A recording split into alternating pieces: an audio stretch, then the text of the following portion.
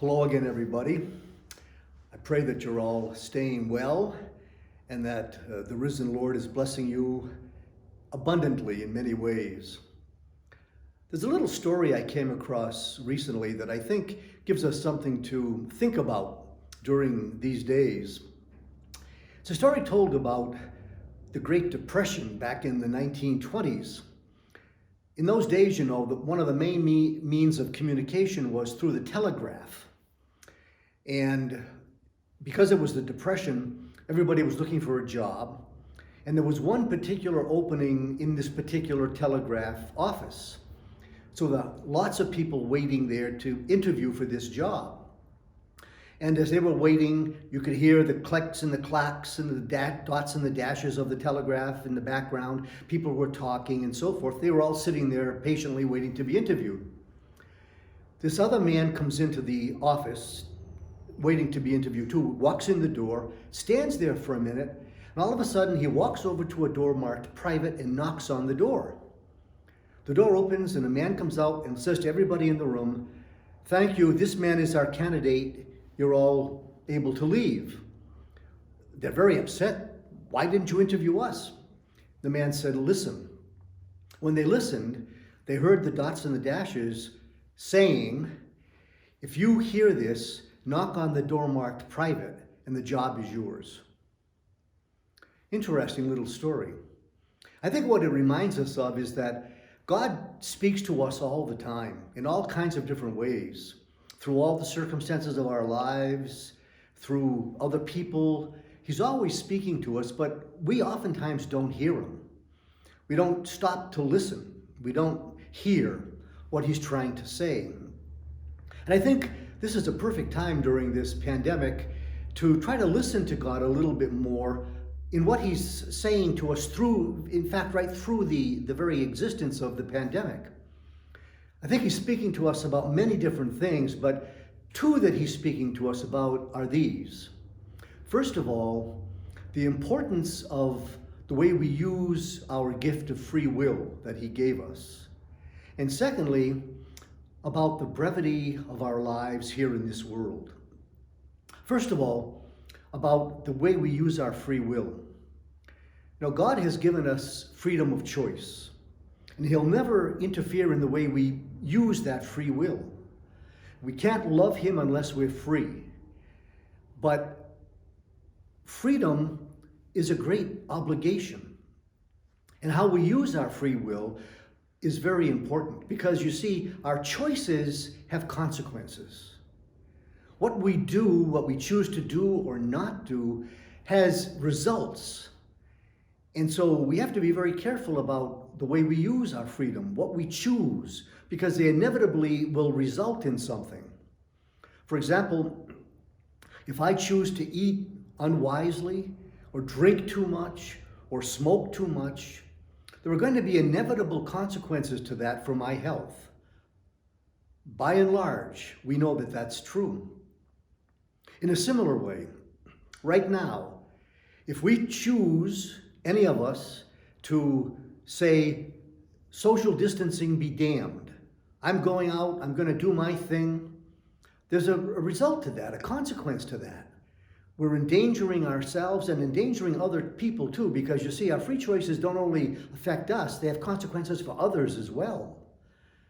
Or again, as anxious as we are to get the economy going again, if we move unwisely into that, against the advice of the best scientists, there'll be social consequences for that as well. So I think it's very important for us. God is trying to say to us in all of this, look at the way you use your freedom. Look at the way you choose. Think about the consequences. One of the things we have to sometimes remember is that we like to think of ourselves as little gods, that whatever we choose, we're in control. Whatever we choose is all right. Well, that's not necessarily true. We don't control the consequences. We don't control the results as much as we might like to. So let's listen to God speaking to us about how we have to be wise in the way we use our choices. Secondly, there's no question that this pandemic is forcing us to consider anew, maybe up close and personal, our own mortality. In this world, our lives are very fragile and sometimes much briefer than we would want them to be. In the midst of all of our technology, in the midst of all the wonders of medicine, this little virus is bringing us to our knees.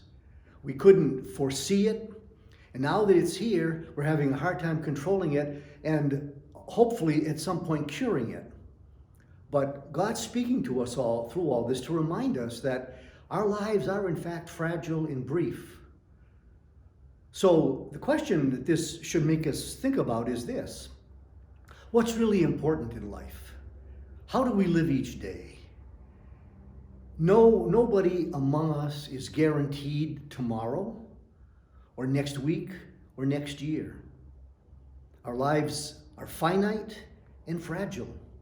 So how do we live them? What do we fill them with? What's important? What really makes a difference? God's trying to speak to us about those things. Do we hear him? For example, if somebody were to ask you how you wanted to be remembered, when your life does come to an end, how do you want to be remembered? If you could write your own epitaph, something to be put on your grave marker, what would you want that to say? He was a wonderful husband and father. She really loved her neighbor.